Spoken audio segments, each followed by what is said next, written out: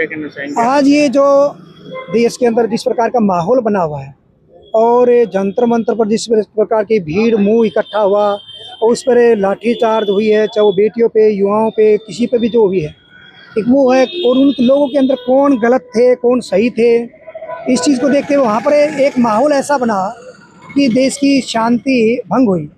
और चारों तरफ देश के अंदर इस प्रकार का माहौल जो बना हुआ है, तो उसमें हमने आज हमारे क्योंकि जगह जगह विरोध प्रदर्शन इस प्रकार की हिंसा पैदा हो रही है, तो हमने यही क्योंकि कारगिल युद्ध के दौरान भी मैं पेट के बल यात्रा पे गया था और आज भी यहाँ से महाराजा अग्रसेन चौक से, रोहतक गेट से मैं भोजावाली देवी के दरबार में पहुँच रहा हूँ। पेट के बल जाऊँगा और माँ के दरबार में स्तुति यही लगाने की सरकार, प्रधानमंत्री हो, चाहे वो सरकार के और मंत्रिमंडल हो, वे सभी एक अच्छी तरह से निर्णायक मंडल रूप से, एक न्याय संगत रूप से फैसला दें इस मामले में। अगर गलत हुआ तो उसको सही देखें और इन बच्चों के ऊपर इस प्रकार का प्रहार न करें। यदि उनमें कोई गलत व्यक्ति हैं तो उनको आइडेंटिफाई करके उनको हिरासत में लेकर उनके ऊपर कार्रवाई करें, चाहे वो उपद्रवी हैं, चाहे वो आतंकवादी हैं, चाहे वो देशद्रोही हैं, जैसे भी हैं, उन लोगों को आइडेंटिफाई करें। लेकिन कुछ लोग इनमें ऐसे लोग हैं जिन्होंने अपनी किताबें हमेशा उठाई हैं, लेकिन आज वो उस भीड़ में शामिल हैं,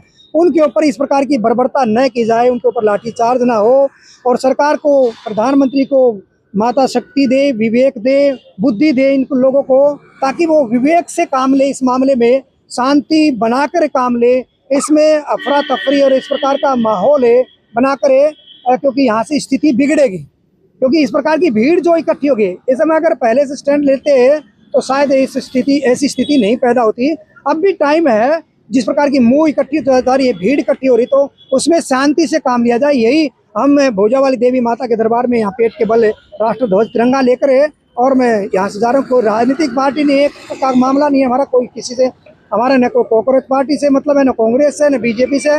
हम एक देश के युवाओं की बात करके आगे चल रहे हैं और ये देश के भविष्य की बात करें, देश में शांति की बात को लेकर चल रहे हैं कि इस माहौल को शांत बनाया जाए, देश में अफरा तफरी न हो। जिस प्रकार से बांग्ला जो यहाँ पर नेपाल के अंदर जो माहौल हुए हैं, अलग अलग जो देशों के अंदर जिस प्रकार की बातें आ रही हैं, तो ऐसा सिस्टम न बने और देश में एकता और एक सद्भावना की बात हो।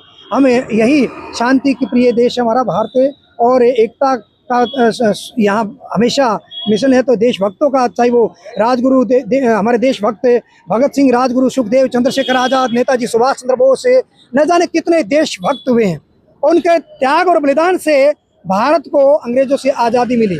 तो आज भी कुछ ऐसी स्थिति देश के अंदर पैदा हो रही है और ये अगर स्थिति अगर नहीं विवेक से नहीं संभाली तो देश के अंदर और अराजकता पैदा हो सकती है। इसलिए इस सिस्टम को संभालने की जरूरत है विवेक और बुद्धि के बल पर। इसलिए देवी के दरबार में स्तुति करने के लिए मैं यहाँ पर पेट के बल जो माता के दरबार में पहुँच रहा हूँ।